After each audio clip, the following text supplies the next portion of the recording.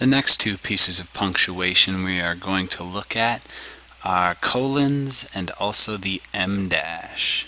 So here, I'm just going to read off this page to you what colons are. A colon consists of two dots, one above the other, like you see there. See, what a colon is, it's like a drum roll, announcing what is going to follow.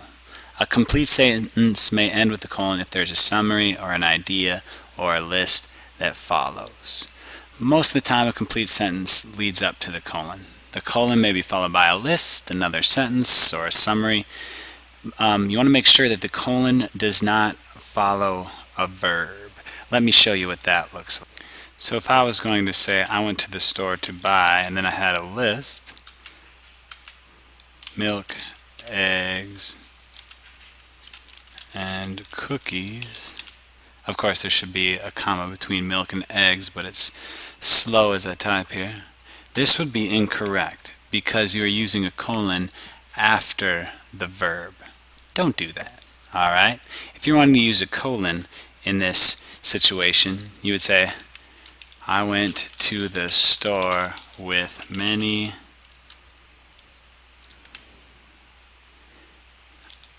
items on my list. Milk, eggs, and cookies. Alright, so there you can see list is not a verb, so it is fine to use the colon in this situation. Again, don't use a colon after a verb.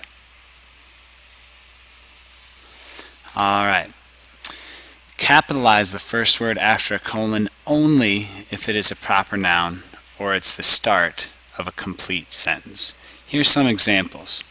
She took everything in then, and I with her. The house with the sloping roof, the evergreens leaning over it, the dark shadow that was the wood pile on the front porch. Can you see that colon works as kind of a drum roll? It's announcing what they are seeing.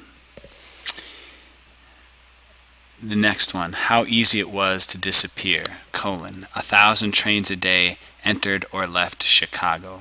So there you're seeing a colon that connects one independent clause to another. Because it is an independent clause, you can capitalize the word directly after the colon.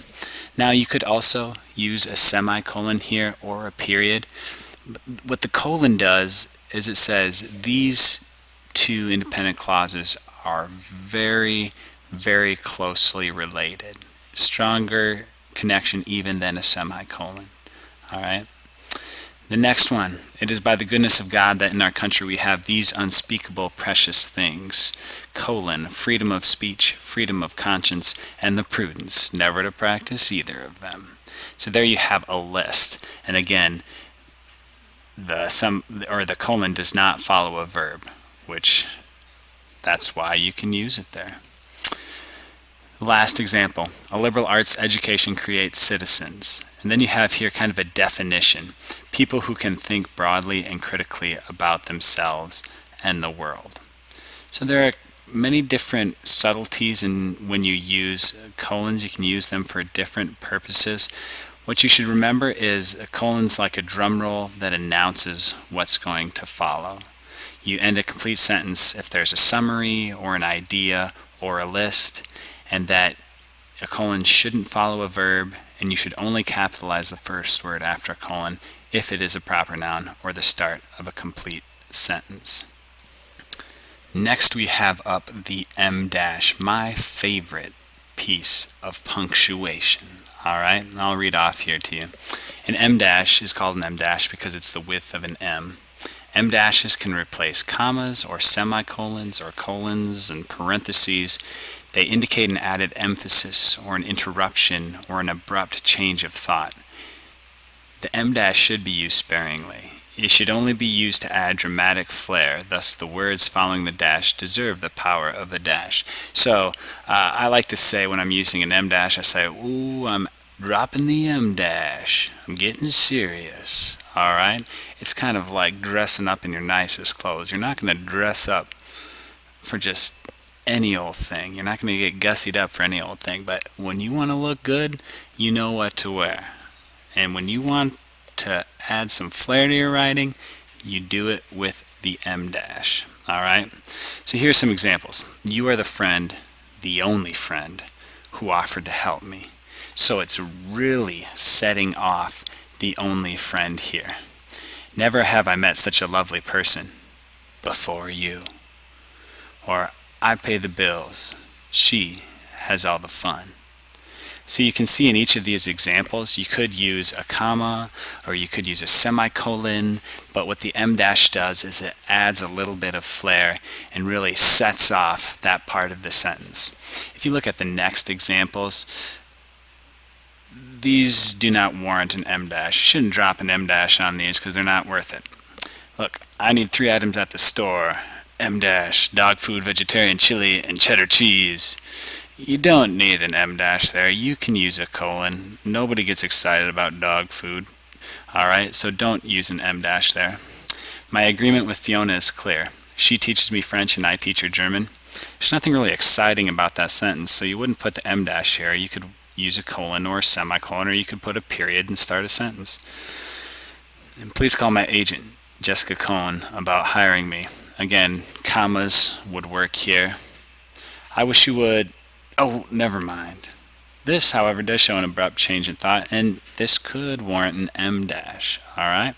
So look down here on your sheet and see how you can create an em dash in Microsoft Word or on Mac.